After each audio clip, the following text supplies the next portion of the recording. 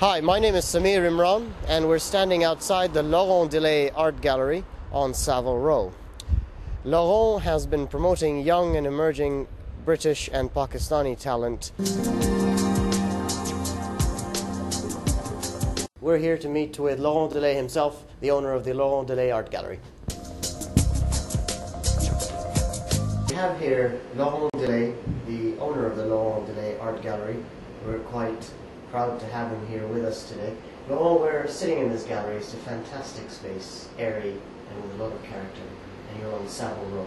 Could you tell us a little bit more about your gallery, why you chose this location, and the types of artists that you promote? One of the areas that we have really looked at very strongly in this gallery is the movement of abstract art, the hard edge painting.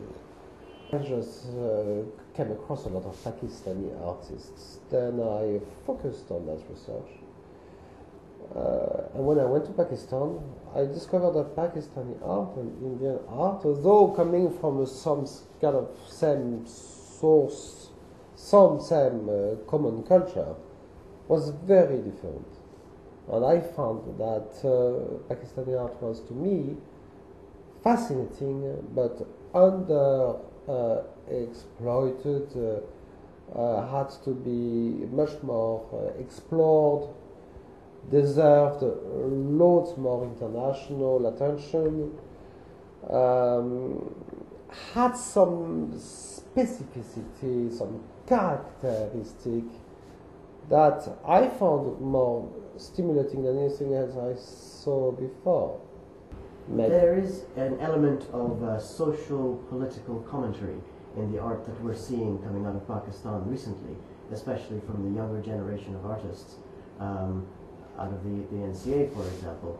And the commentary is around cross-gender issues, the suppression of women, the oppression of women, religious fundamentalism, militarization, secularization, McDonaldization of their country.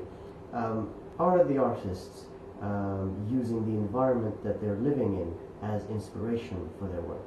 Pakistan is a country which is always in the headlines and which is seen in a very negative light.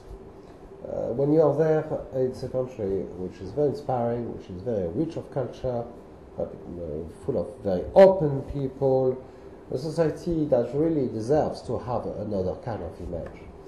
And artists who take a political position take it with from a fine angle, from an angle of complexity, rather than an angle of politically correct, Western-friendly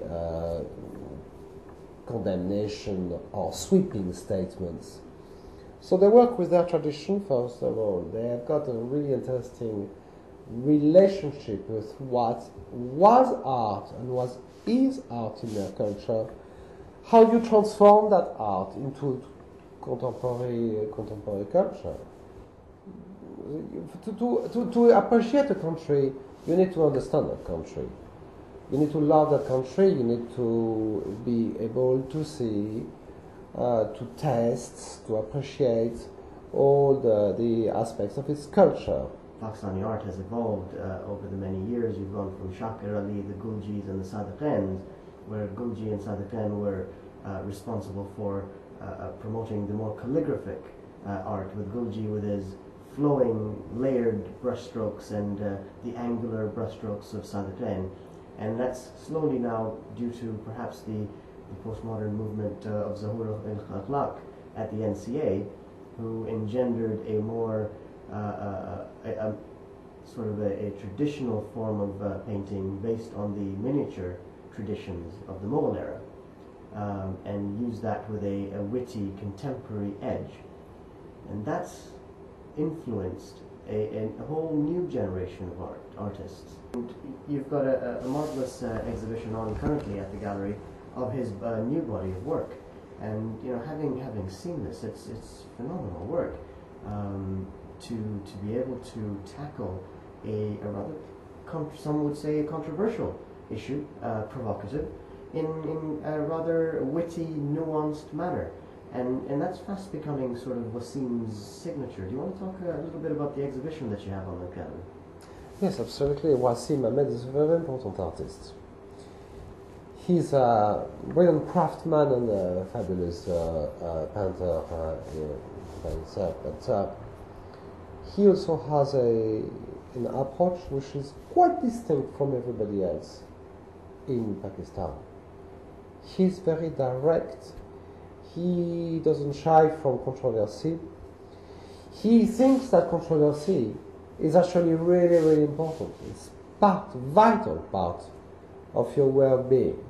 What's really interesting is that it does represent those mullahs, those Molvis, like if they were princes, subjects of a court artist. They are portrayed with great respect, great refinement. They present themselves very well, and they seem to actually be in an inner peace, or in no ways Wasim Ahmed is telling you, here are some fanatics, condemn them. No, he takes the miniature technique in order to produce something of extreme beauty.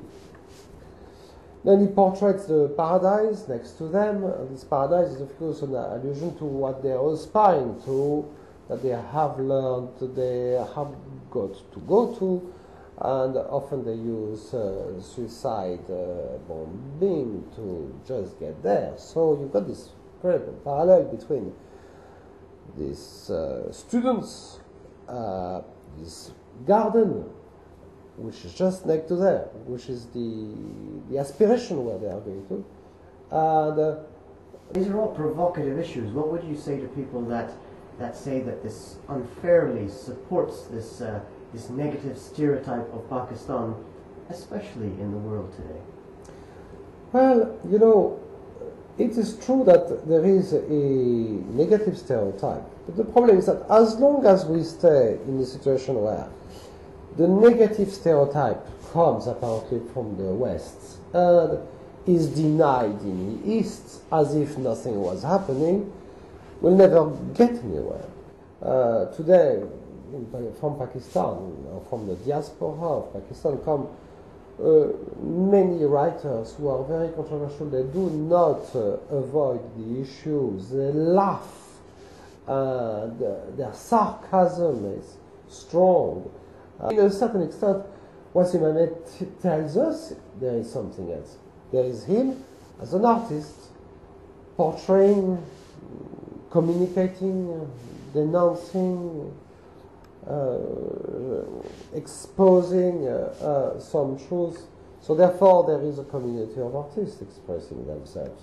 And behind this community of artists there is a community of people expressing themselves.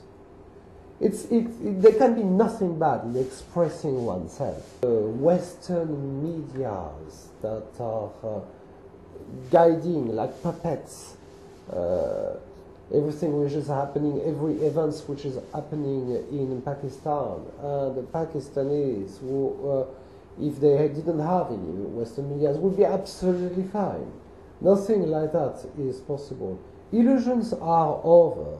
There can be no illusions. So therefore, if artists give us a sense that they have no illusions and they want you to know that there is no illusions left, we can only respect that. In terms of composition alone, this work is an extraordinary thing. There is a first part, which is a circle of intense white, intense light that represents the purity, the clarity of the teaching, of the knowledge in which these people are engaged. Students are totally focused. In the center is knowledge. The center of the circle is the center of that scene. And then above, there is this extraordinary composition of trees, two trees. Their leaves are calligraphic, but this calligraphy does not mean anything. It imitates the Arabic script, but does not correspond to any meaning. And they are planted in the ground, but their roots are soaking into blood. And this blood becomes nerves rather than roots. The roots take the shape of nerves that are eating into the core of that circle of light, and this circle of light becomes like an organ that is getting sick, where there's something wrong to it, which is being attacked by hemorrhage. The background is sinister because with the tea stain that the artists have actually used to spray onto the paper, it makes you think of a world of mud, of devastation, but there is nothing left but dust, sand, destruction. It's a very simple composition. There's a military guy with military fatigues who wears a burqa. The background, which is also the foreground, is made of bullet holes and some calligraphic scribblings. So it's everything at the same time. Is he a terrorist? Is he a soldier? Is he camouflaged? Well, obviously he's camouflaged, but why? Why is he standing there? Is he the focus or the target of firing, or is he the one who fires? Is he going to blow himself up? Has he got a jacket? It's everything. But he's standing as a portrait in a classical manner, in the middle, standing, beautifully painted.